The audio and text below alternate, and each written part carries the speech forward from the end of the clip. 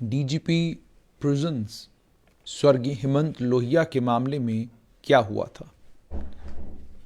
यासिर को किस चीज ने प्रेरित किया कि उसने डीजीपी हेमंत लोहिया की हत्या कर दी। क्या आतंकी साजिश थी कोई, या यासिर के दिमाग की उपज थी।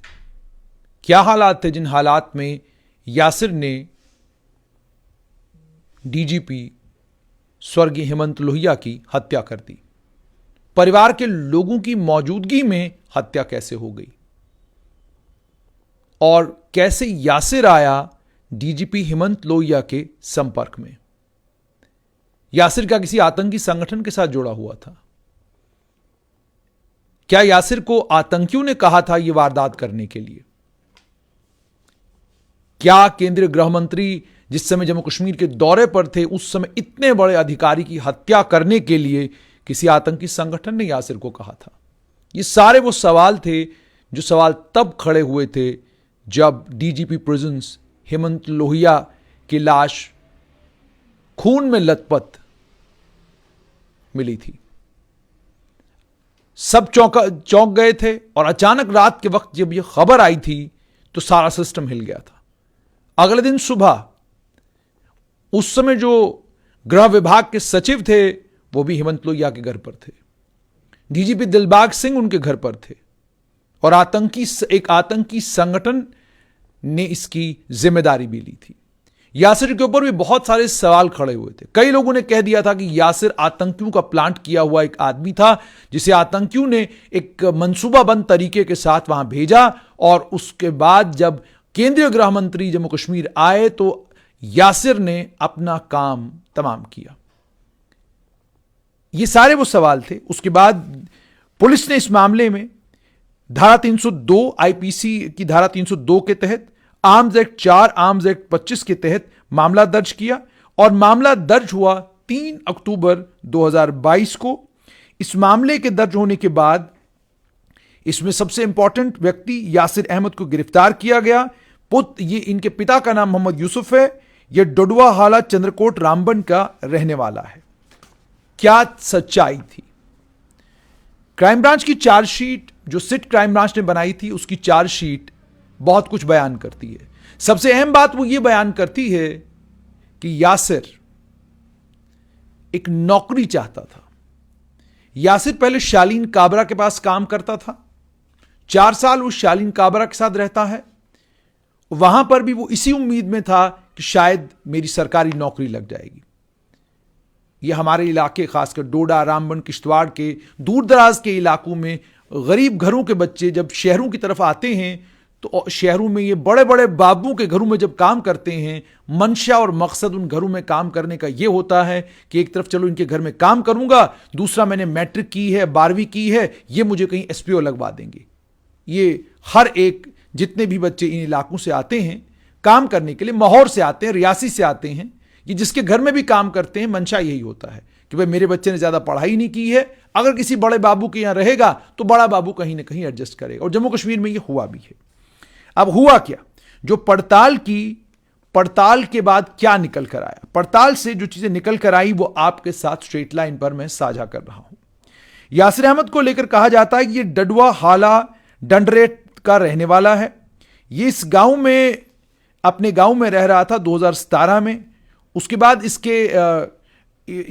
बाद गुलजार अहमद इसके साथ संपर्क करते हैं, और नायब तहसीलदार election, district election office Ramban Hashamdin के कहने पर कि कोई कैंडिडेट, किसी आदमी, कोई लड़का देखो भाई। अभी लड़का किस लिए देखना है? ये लड़का इसलिए देखना है ताकि ये शालीन काबरा जो उस समय चीफ इलेक्टोरल ऑफिसर थे जम्मू कश्मीर के, ये उनके घर में काम करने के लिए एक लड़का चाहिए। यह आम सी बात होती है। जब उन्होंने कहा लड़का चाहिए तो उन्होंने कहा जी वो घर पर काम करना चाहिए, घर के नौकर के तौर पे काम करेगा वो। तो गुलजार ने क्या किया, इसने अपने इस रिश्तेदार यासिर को ये समझाया कि आप अपनी मेहनत के साथ, ईमानदारी के साथ वहां पर काम करना, और अगर आपने शालीन काबरा का दिल जीत लिया तो वो आपको किसी भी सरकारी मुलाजमत में सूटेबली एडजस्ट कर सकता है। बादशाहियत है, बादशाह के दिल में अगर आप उतर गए तो बादशाह आपकी मुलाजमत लगवाएंगे। और इस तरीके से यासिर जो है शालीन काबरा के घर में गांधीनगर में आता है, जहां पर ये 4 साल काम करता है। यासिर का काम क्या था? यासिर का काम शालीन काबरा के पिताजी का ध्यान रखना था, जो काफी बुजुर्ग थे।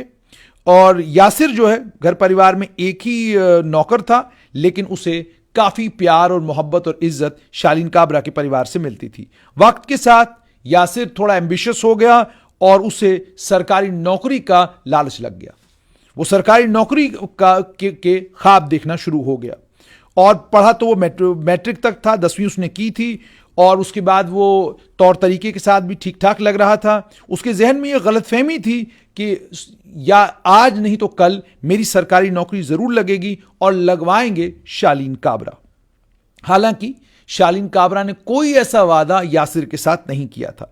जब यासिर को सरकारी नौकरी नहीं मिली और ना ही शालीन काबरा ने कुछ ऐसा रिस्पॉन्स दिया जिससे उसे लगे कि आने वाले कल में उसको नौकरी मिलेगी, उसके दिल में नफरत भर गई, उसके दिल में गुस्सा भर गया, वो एग्रेसिव हुआ और कई बार परिवार के लोगों के साथ भी वो झगड़ पड़ता। ये सारी चीजें पुलिस की पड़ताल में निकल कर आई हैं।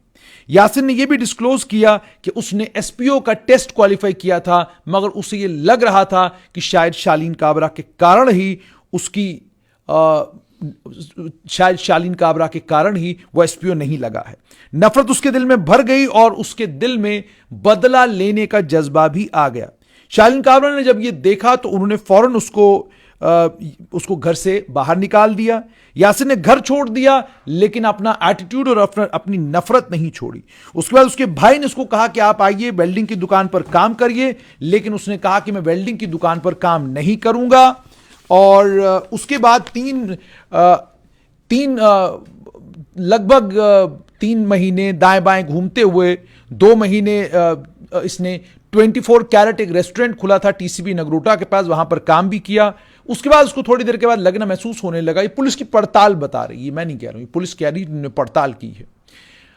उसको लगने लगा कि भाई ये काम तो मेरा है नहीं, मुझे फिर किसी के पास नौकरी के लिए ढूंढना चाहिए। तो उसने एक हेड कांस्टेबल को कांटेक्ट किया और उसे कहा कि मेरे लिए कोई नौकरी का देखो कहीं पर। उसी वक्त एक एडीजीपी जम्मू कश्मीर पुलिस के आलोक कुमार भी एक आदमी की तलाश में थे। उन्हें भी हाउसकीपर के लिए एक आदमी चाहिए था। यासिर और एक और व्यक्ति जो है, जब उन्होंने उनको कांटेक्ट किया, ये आलोक कुमार के पास गया और कुछ एक हफ्ता वहां पर बिताने के बाद उसे एंगेज नहीं किया गया और उसको निकाल दिया गया। उसके बाद यासिर ने एक और व्यक्ति के साथ संपर्क किया और उस व्यक्ति ने उससे मिलाया ठेकेदार और इंडस्ट्रियलिस्ट विनोद कुमार के साथ। विनोद शर्मा के साथ। विनोद शर्मा ने उससे कहा कि मैं तुम्हें सरोड़ बड़ी ब्राह्मणा में अपनी फैक्ट्री में लगा सकता हूं।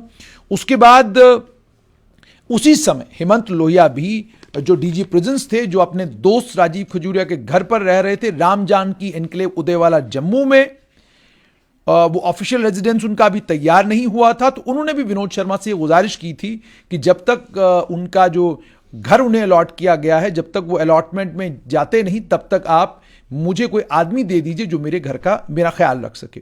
विनोद शर्मा चूंकि यासिर को जानते थे और वो ये जानते थे कि उसने शालीन काबरा के घर में 4 साल काम किया है, ये इंफॉर्मेशन उन्होंने हेमंत लोहिया और राजीव खजूरिया के साथ शेयर की। 19 मार्च 2022 को यासिर का इंटरव्यू हुआ और उसके बाद उसे एक घर के मुलाजिम के तौर पर एंगेज कर लिया गया।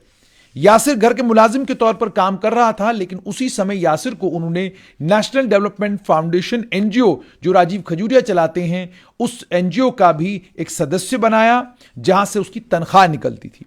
यासिर वहां पर काम करने लगा उसी तरीके से जैसे वो शालीन काबरा के साथ काम कर रहा था। उस बिहेवियर से हेमंत लोहिया, उसका परिवार, राजीव खजूरिया का परिवार खुश था। लगभग 1-1.5 महीना वहां पर गुजारने के बाद, 1-1.5 महीना जम्मू में गुजारने के बाद, यासिर अहमद के आने के बाद हेमंत लोहिया श्रीनगर शिफ्ट होते हैं दरबार मुंह के साथ। यासिर जो है उसे लोहिया श्रीनगर साथ नहीं लेकर जाते हैं। उसे लग रहा था शायद मुझे साथ लेकर जाएंगे, लेकिन इसके कारण उसके दिल में नफरत पैदा हुई और ये जो नफरत उसके दिल में पैदा हुई थी वो इसी बात पर थी कि मुझे सब कहते हैं कि तुम्हारी नौकरी लगवाएंगे, लेकिन कोई मेरी नौकरी नहीं लगवा रहा है।